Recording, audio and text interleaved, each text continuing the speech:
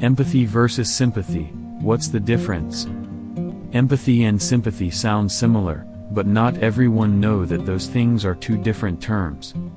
Both of them are the ways how we respond to the suffering of people around us. In this video, you will find out the crucial difference between empathy and sympathy. What's the difference between empathy and sympathy?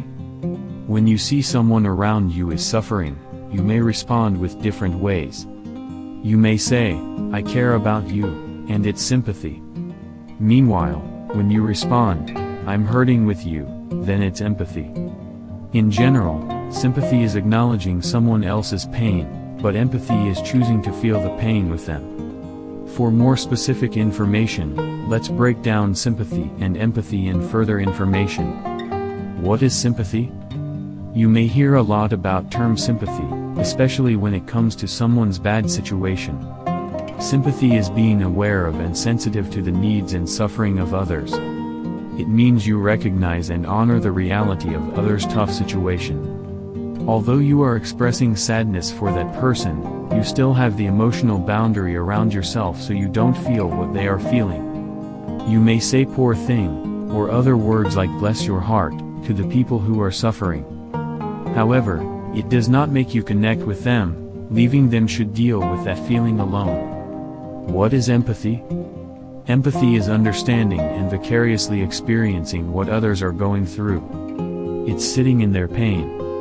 When you empathize others' pain, you imagine yourself in that tough situation, and you really feel how heavy the burden is. Unlike sympathy, empathy makes you connect with the sufferer, and truly feel others' pain as your own. It's non-judgmental, because it's an attitude of acceptance, curiosity, and sharing. Empathy is also an emotional intelligence you do to treat others the way you would want to be treated. Sympathy versus empathy, which one is better? You may wonder which one is better between empathy and sympathy. Anyway, both of them are the important emotional skills and are helpful in different contexts. If you want to have a meaningful relationship, you should have empathy skill as it fuels connection between you two. Only acknowledge our experiences with someone we care is not enough. We need something more connected and deep. However, sympathy is not bad at all. It's also a good skill you must have in life. For the certain context, sympathy is a very good response, especially when you want to feel others' emotion without being exhausted.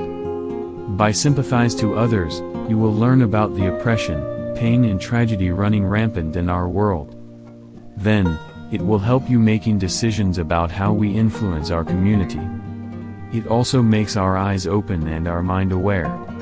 When it comes to people we care very much, such as close friends, family, partner, empathy is very essential.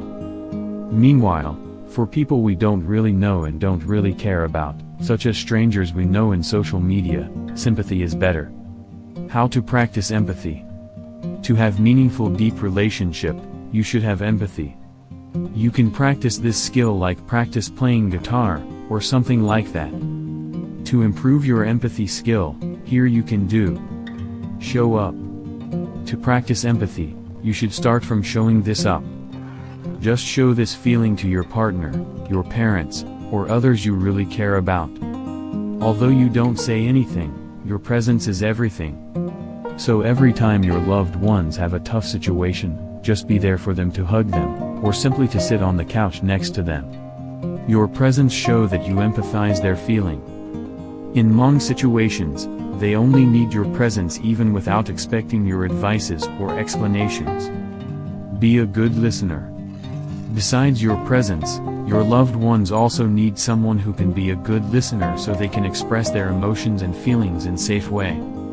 Follow up what you listen by asking questions. Listening is the key to have a healthy, meaningful relationship. Before you talk, listen first. Being a good listener can be manifested by laughing at someone else's jokes, or maybe just to affirm, or giving any response. Just be intentional with your focus when you are in a conversation with someone you care about. Put your phones down and just listen with your heart.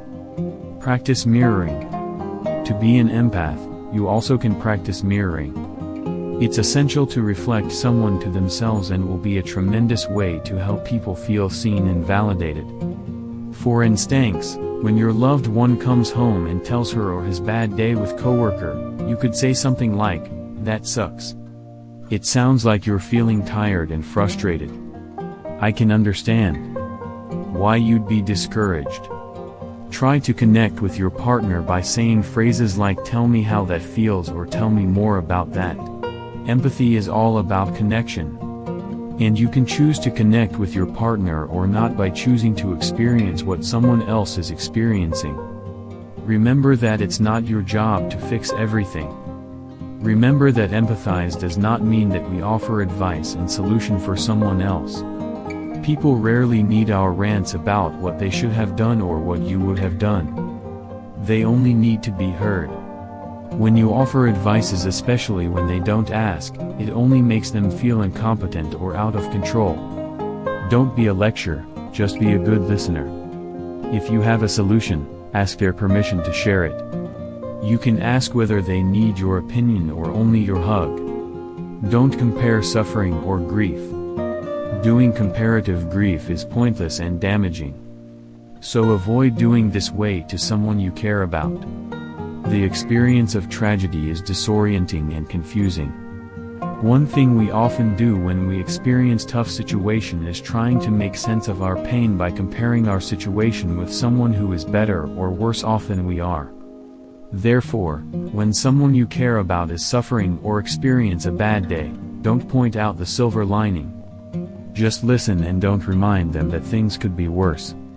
Even if what you are going to say is logical and makes sense, but it's better to not saying it. Also, don't say and compare when you or other people you know had a way bigger and worse tragedy. At this moment, just acknowledge the pain of what the person in front of you is going through, no matter how big or small their tragedy is. It's just a simple thing but will be very beneficial for them. Read fiction. How about reading some fictions? Yes, it will be a very good way to improve your empathy. Some people believe that getting lost in a novel telling about relationship could make you better at relationships.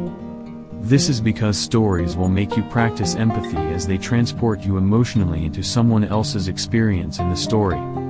Also, it will be a big window into the characters, so you can feel and think like how they process the world. In short, good book is a reality simulator for real life, so it will be a good tool as well to practice empathy skill.